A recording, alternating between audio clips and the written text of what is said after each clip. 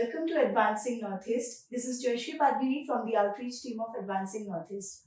So, before we proceed with our interview today, I would like to brief about what Advancing Northeast is. Advancing Northeast is a digital initiative by the Ministry of Development of Northeastern India, Northeastern Council, and Northeast Development Finance Corporation.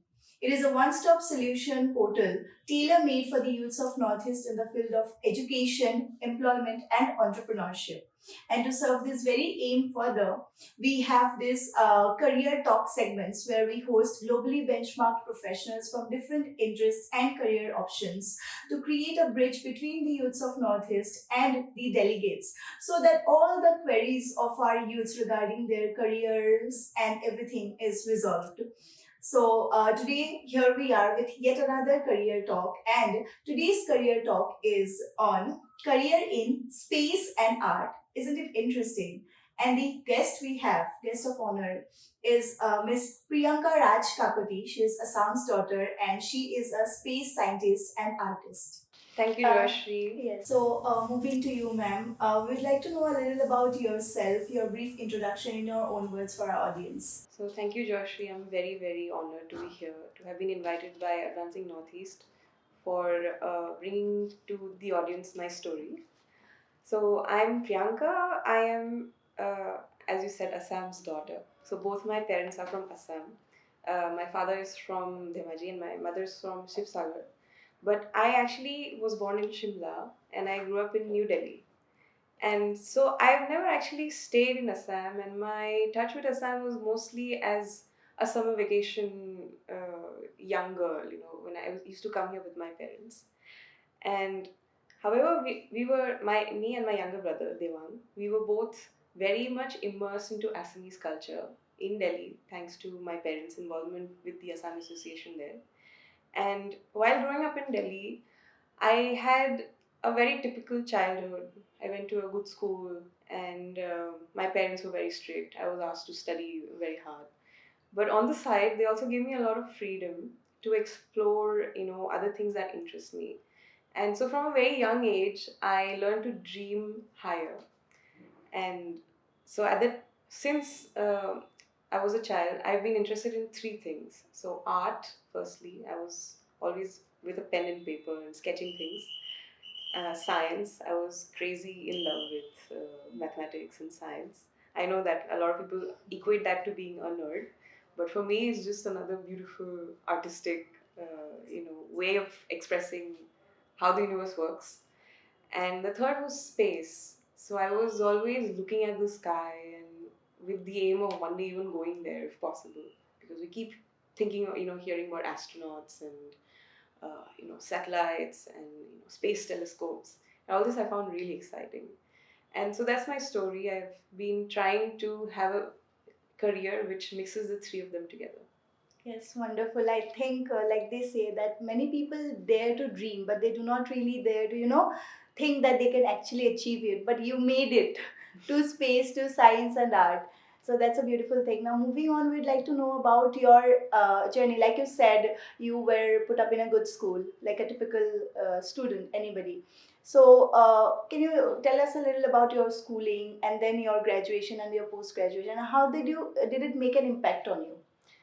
So I went to Mother's International School in Delhi. So that's a school that was set up by the Pondicherry Ashram, the Sri Aurobindo Education Society in Delhi. And it it was not a very typical curriculum. So we used to have yoga and meditation as part of our curriculum. Nowadays it's becoming more and more common. But at the time it was something quite new. And we would also go to Pondicherry to go to Auroville, visit all these spiritually inclined places. So growing up, we had a slightly different upbringing, and they also had a very holistic education. So I think that also helped me keep a foot in art and science. In fact, I was awarded the all-rounder award after leaving school. And encouraged by this, I at the time applied to several different kinds of entrance exams. One was for the National Institute of Design, which I managed to clear somehow. Apparently, it's difficult, but yeah, I mean, I was quite passionate about it. So, and then on the side, I also applied to St. Stephen's for physics, and that also I got through. And so when I went to NID, I spent about a month there, and then I realized that actually it's a bit too early for someone who likes science to leave it so abruptly. So I went and did physics from St. Stephen's. And while doing physics from St. Stephen's, I realized that I didn't want to just get into theoretical physics. I wanted to study something with a bit more hands-on application. And I was quite interested in robotics, and also I wanted to keep this link with space. So that's how I ended up keep a link with space while not forgetting my touch with art. And that's how I ended up, dreaming about going to France, because they have this good balance between the arts and the science there. And there I went to Ecole Polytechnique. It's a school that was started by Napoleon himself, militarized by him. The story goes that at the time, this was just after the French Revolution, and people were going into war, and they realized that a lot of the students who were interested in science were dying in the front line of wars. So then they created this military institute for such students so that they could get into administration and get into higher sciences. Um, and it has kept up its reputation. And while studying there, it's a multidisciplinary course. The course is called Ingénieur Polytechnicien, which in French means polytechnique engineer, which means basically you have access to different kinds of subjects. And then I went to SUP Aero, which is an advanced institute for aeronautics and science in Toulouse, where I finished a PhD in aerospace engineering. Okay, wonderful. So first you did physics and then you took up polytechnic. So it's an engineering degree. Engineering degree. Yeah. Yes. So it's all interlinked, right? You wanted to do engineering, and then you wanted to take up the space, explore the space. Yeah. So basically, I know that in India people like to chart out the rest of their 40 years of career. For me, I didn't want to do that because it's very difficult to predict what life will bring to you, right? And if you decide what you want to do at the age of 60 when you're 20, then doesn't make sense. Yeah, I mean, for some people it works out that way, but I think I've always wanted to keep exploring, and by exploring means that you don't know what you're going to discover. So I didn't keep too many, I didn't set too many boundaries for education for myself. I just kept exploring what came my way. Okay. And for me, doing coursework is not just going to class and sitting for a lecture and then giving an exam and getting out of that institute. It's really discovering the network, the kind of projects they're doing, the kind of opportunities they have, what the history of the institute, who are the people who driving this whole these great institutes. So through that you get a lot of exposure. It's a lot of work experience as well, and you also learn a lot about how to create your own network and also understand your worth. Yes. So you have always been a curious child. Yes. And it drove you the way you are. What was the driving point that attracted you to science? Like you said that you have always been a nerd, you loved mathematics and everything. So what attracted you to science and especially space in particular? A huge part of that, of course, goes to my parents. Okay. So my father, he's an engineer, and my mother, she's a doctor. So and growing, and they are both people who have always been interested in also a bit of giving back to society. So my father, he actually worked at NITFI, and then he was on deputation from here. He was the director of the Indian Institute of Entrepreneurship, and then also managing director of NARMAC, the Northeastern Regional Agricultural Marketing Corporation. And my mother, she was a doctor in Delhi government. So growing up, I had this strict upbringing of you have to come home, do your homework, etc. Okay. And they also taught me a lot about science because they themselves have science backgrounds. So I think more than being forced into science, it was like I was exposed to it, and then I just simply loved it. Yeah. Okay. So yes, obviously I know your father, and he is a great man, wonderful father, wonderful daughter, obviously, and also your mother. Since you said that you always, even though you were not, brought up in Assam, but you always had that, you and your brother had that Assamese instincts in you, right? Roots. You always had that in you. So, is that the reason that you still, are interested in working in Assam? So that's a very interesting question. So when I went abroad, I was 21 years old, and at the age of 21, you don't really know much about yourself. It's been 10 years now. So in these last 10 years that I've studied, worked a lot, even in the corporate sector in France, where I ended up also co-founding a startup. So on one hand, everything was going in a direction where I could have just stayed there and not looked back. But the thing is, we are from the Northeast, we look a certain way. So you always get this question, why do you look like this? Where are you from? Are you from China, Vietnam, Indonesia? So yes. So I always tell them that, no, I'm actually from India. They say, India, you look nothing like an Indian. Even an Indians you meet there, they keep saying, these kind of things.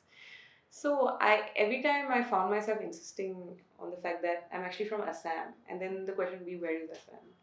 So I was like, okay, this is what my root is. It actually defines me. I speak the language. I can read. I can, I'm in touch with my relatives who are from Assam. Some of them even from rural backgrounds. So I feel like my roots belong here to Assam, and coming here every time I would come for a vacation, I would see there are so many things you can improve.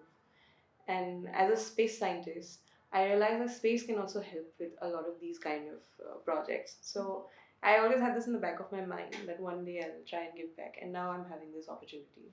Yeah, actually, because not many people, especially when they go to abroad when they're so young, they do not really want to come back because they get everything there.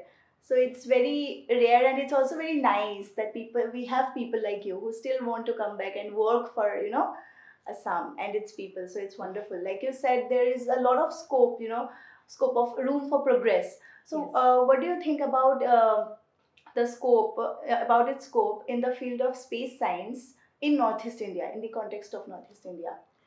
So India is one of the biggest space powers of the world, and we are one of the few countries that have flown our flag in space, and I'm very proud about that fact.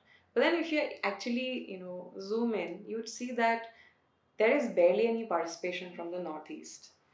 You've had few select people who've done really well, even become gone on to very high posts, even in the Indian Space Research Organization (ISRO), and they've also helped set up this institute called NESAC, Northeastern Space Application Center, the Northeastern Council, and also the Department of Space.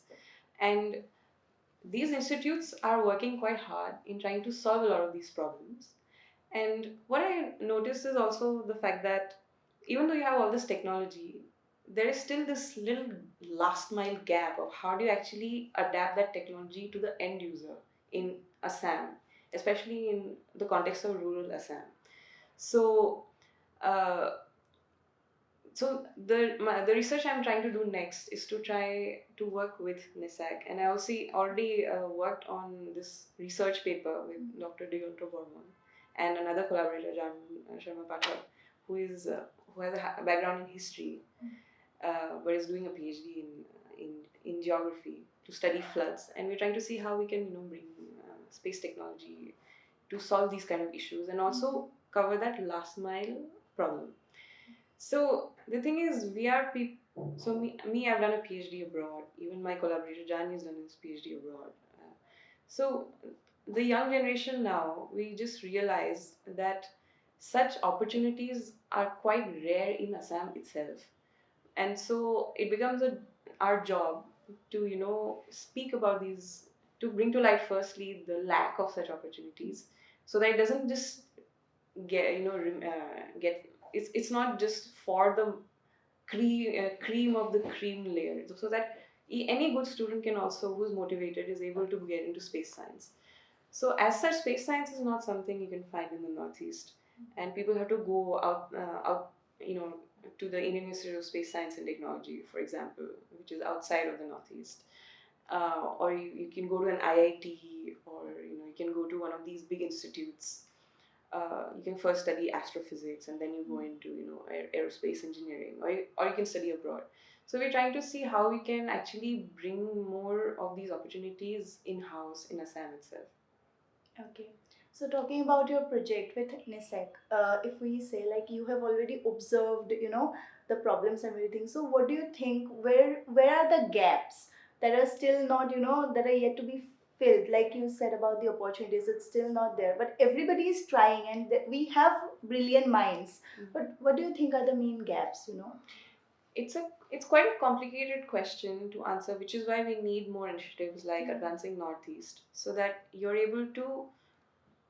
I mean, if you look at the historical context, we are India as a whole is a recovering nation from the colonial history, right? So we still have a lot of things to figure out in society, and development is happening while development, like futuristic development, is happening while we're trying to solve these the past uh, destruction that was left behind by the colonial past. So, keeping all of these things in mind, there are many factors and variables that have to be considered, and we are still in the process of even identifying what are all these causes. And things are actually being made worse by something like climate change, because then it's making things unpredictable. Even when it comes to, if you were to focus on just floods, flood prediction is also becoming quite difficult more and more because of these climate change effects, etc. And also there's a political angle which has to be considered. So the it becomes important now that we don't just restrict it to space science or rocket science or something, that we bring in different kinds of people from all kinds of backgrounds. So we're going to need historians, we're going to need geography experts, we're going to need policymakers, lawyers, artists as well. So we need to create this environment where all these people are coming together, thinking together to solve these issues. Yeah. Moving ahead now, since we are speaking about Northeast India. So, what do you think? Like, we have talented people, but they do not really know how and where to access these opportunities.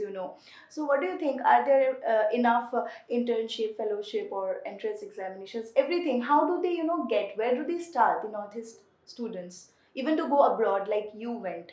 How do they know? Where do they, tackle it? So, of course, the first answer to that would be there need to be these opportunities. And it's not necessary that everyone has to go abroad. We should be able to have the capacity to do this in Assam or in the Northeast itself. So that is one challenge that the government is, trying quite hard to overcome. And so, of course, progress is happening. It's a bit slow, but it's happening. But otherwise, if you want to look for opportunities even outside of the Northeast, you can give exams like, so for me, I can speak of for myself. So I have a background in physics and mathematics. So these are the core subjects you need if you want to really go into the hardcore technological aspect of space. But I also know other people who have an arts background or an economics background. So these kind of profiles are also quite important in this space research, because this is something I keep telling everyone. Space used to be just a field of research earlier. It was just rocket science or sending astronauts into space or building a satellite. But now it's actually becoming a domain of application.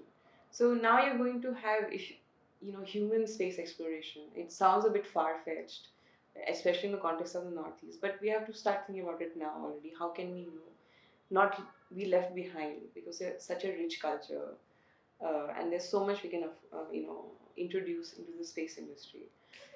So basically, we do need these opportunities created in the Northeast, because it's not. I mean, it's kind of difficult for everyone to just leave. And if everyone leaves the Northeast, then who will stay behind, basically? But otherwise, if people just want to be trained, then NISAC has some training opportunities. There's IITs also. You don't have to clear the bachelor program, which is very difficult. But if you study physics in your undergraduation, then you can give some exam called JAM, Joint Admission for Masters, for getting into the IITs or any of these big institutes. There's also TIFR. There are so many premier institutes in India which are, specializing also in astrophysics and aeronautics and space as well. And if you want to go abroad, then for every stage, of course, there's more competition. So you need to have a good profile, you need to have good mentors, you need to have someone who can give you a good recommendation letter. and of course being good in English also helps. I'm not going to lie. So that thing also, but those are skills that can be learned. But just people just need to have the motivation to go ahead with it, and we also need good teachers. So you see, it's not like, okay, we do this to get here. It's a two-way process. We need to have good teachers, while we also need to have motivated students who are willing to learn. And so there are, and to go abroad, for example, in my case, I didn't really apply to go to the US, and I gave my SAT and all these exams, but they're very expensive to give in general. So and Europe is a good place to start because education is free. I was on a full scholarship. In fact, I was paid to study there. So but these opportunities, of course, limited number of seats, but these opportunities are there, and they do look for brilliant students who are willing to, for example, in my case, I had to go there and study French. So if they're looking for people who are motivated enough to do science, to go and learn in a different language altogether. So you have all these kind of opportunities. You just have to not have that. Um, you should not be your own enemy by saying that it's not for me. I cannot afford to do this. Of course, I understand that I come from a place of privilege because my parents have been so supportive, and if they weren't exposing me not just to science but also social issues, etc., then I would have had a completely different background. What a wonderful, journey you have had. Like you said, everybody, there are opportunities. Like people always think about the financial part, that's what stops them from going forward. But like you said, there are opportunities. They just need to tap on the right ones. Right? Yeah, for example, my parents are also from very humble backgrounds in Assam. They were also studying on a scholarship. They were quite hard, and because of that, they were able to give us a lifestyle in Delhi, for example. But then me, when I went to France, I'm now a first generation migrant there.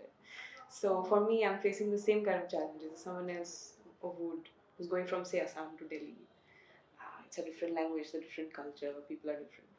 So, uh, then this is how you need to just tell yourself that it's fine. These challenges will happen, and you just need to have the right kind of skill set. And if you don't have it, then you have to just find a way in which to develop it. For example, even if you want to learn a language properly, there are so many resources online also these days. You have open courseware, you have open universities also, where you can, if you're working, if you work as well and you're not able to fully dedicate your time to studies, then you can just do it part time. So all these opportunities are there.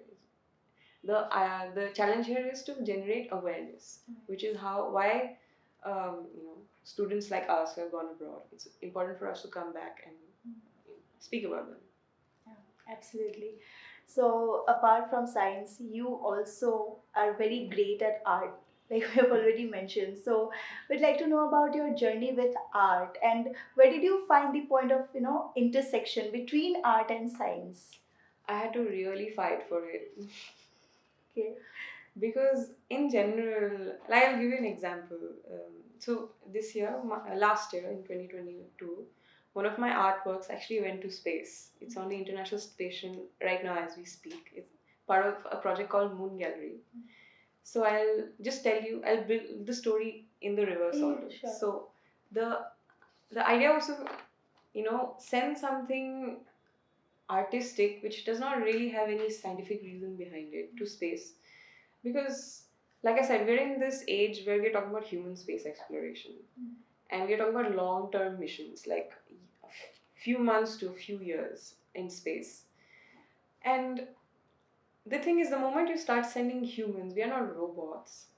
For us, art and culture are very important. And more than just art and culture, you can teach a person to survive in an extreme environment, because space is a very, very hostile environment. But if you want him or her to stay there for a long time, then you also have to take into consideration not just the physical aspect, not just the basics like food and water, etc., but also the psychological aspect.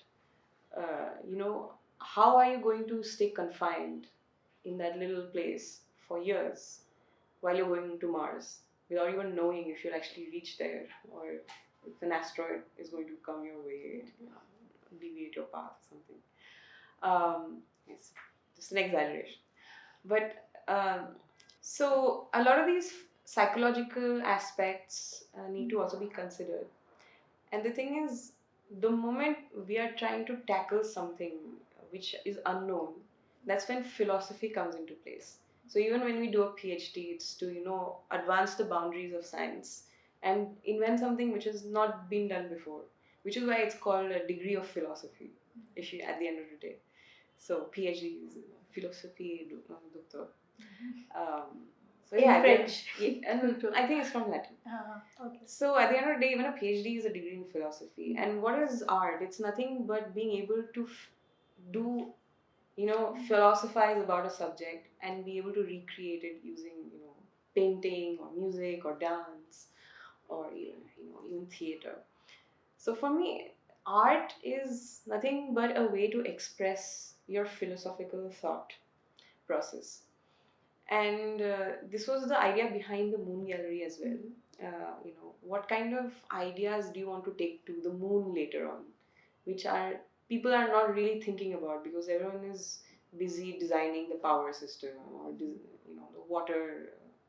uh, water recycling system, etc., which is very very important. But then the thing is, you can't just have a system which is meant for human use and then you don't consider these extra things that humans require.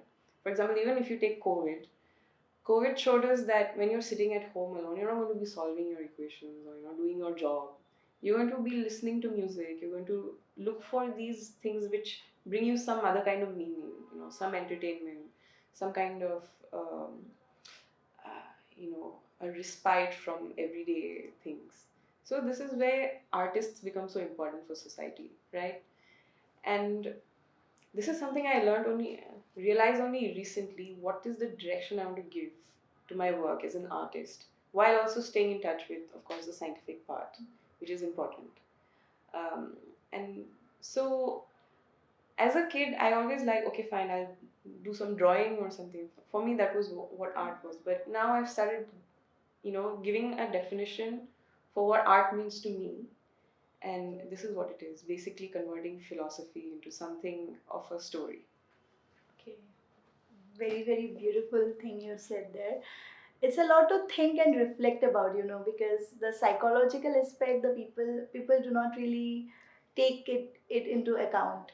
Yeah, I don't think in India, psychology is not. Yeah, it's not Psychology is not exactly a field that is taken too seriously seriously. in. I mean, not as a field of study, but as a field of application. Like if you go and you say, I'm going to see a therapist, and like, okay, Yes, do you have some issue with you or something? While your brain is also an organ, and you have to take care of it. And of course, sometimes it can malfunction. Malfunction, yeah, obviously. So, So have you had any experience? Like obviously you have had your own share of breakdowns and everything, because you have had such a big and long journey. You did so many things, you and so many experiences. So how did you tackle? Did art help you to tackle yes, through them? yes. In fact, I also had. A lot of things happen in one's life, Yeah. and one incident that really marked me was this near-death experience I once had, Okay. where I Can was you in share? coma for about several days, maybe almost a couple of weeks. And when I woke up, my mother was there on my bedside. This happened in France, and my parents had come all the way to France because I was in that state. And that kind of experience completely changes your outlook on life. Initially I thought, okay, I'll be very independent. I don't have anything to do with my roots, etc. But these kind of experiences, they bring some sense to your existence, and they also challenge some of the pre-existing notions you had about life. And so that's also where this philosophy part also comes in. Why are we doing what we're doing? To what end? Even when a scientist or an engineer develops a technology, well, who is going to use it? Where's the money coming from? Uh, is it going to be? Is it going to end up destroying something which you're trying to build instead of building something new? So these things have to be considered from a very early stage. Yes. So our experience shape us and Yes, exactly. Ditto. So, any inspirations you have in the field of science and art, like space artists? Because not many students know, I think, whom to follow or whom to look up to, or do we even have space artists as such, big space Yes, in fact, a lot of uh, my contemporaries, somehow they always end up with some experience in the US.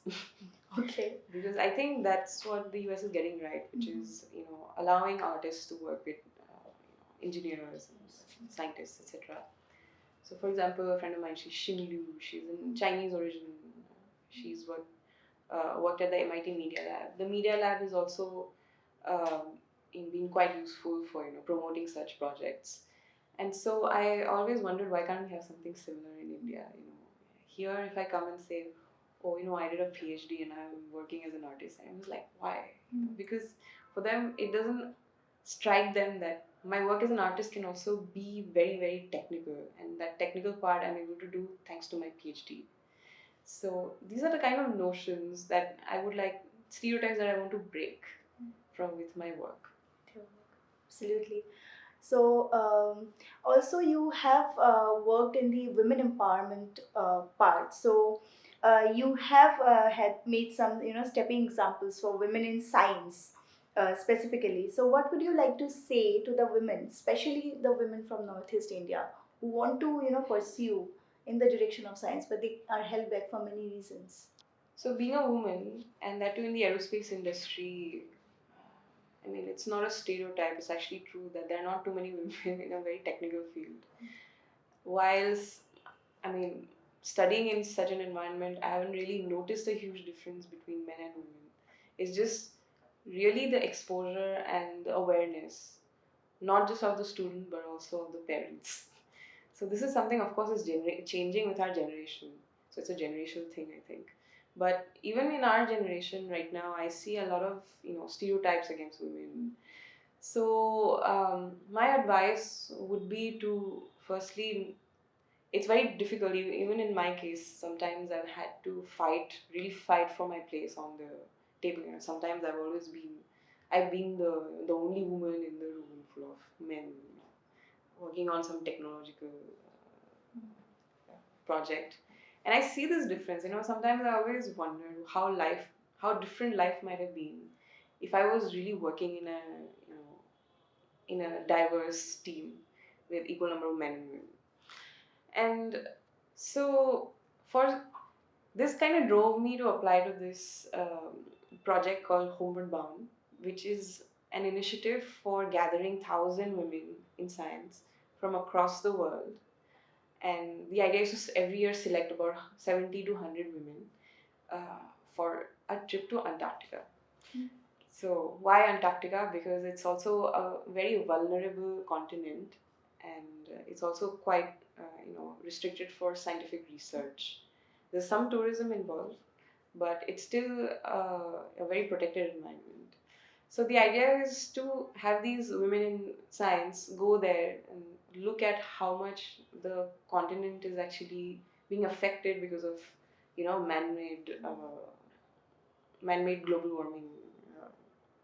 So this topic on women in science and women empowerment for pursuing scientific fields is very close to my heart because I'm a woman in science, and it's not a stereotype. It's actually quite true that there are not too many women in very, very technical fields. And while working in such a field, I've not really noticed much of a difference also between the abilities of men and women. I think it's really a question of exposure and awareness, not just of the student but also of the parents. Because you need to be encouraged from a young age. More than encouraged, you should not be discouraged. That's how I would say. And I think that's the problem which we need to tackle. But of course, it's a generational thing. Our generation is already seeing a lot of changes. People have way more opportunities. Women are having much more opportunities, a lot of support also from the government, etc. uh, and so it's going towards a positive shift. But this shift is going to be slow if you don't do something about it. You do not keep if you don't keep Yes. to keep fanning Keep the the fire. fire burning. Yeah. So the idea is that you have more of these initiatives for inspiring the young generation. So one of these initiatives that I am part of is called Homeward Bound. It's an initiative for assembling 1,000 women from across the world, and by selecting 70 to 100 per year and taking each of these teams to Antarctica. Why Antarctica? Because it's one of the most vulnerable places on our planet, and we can actually go there and see the effects of global warming and climate change over there.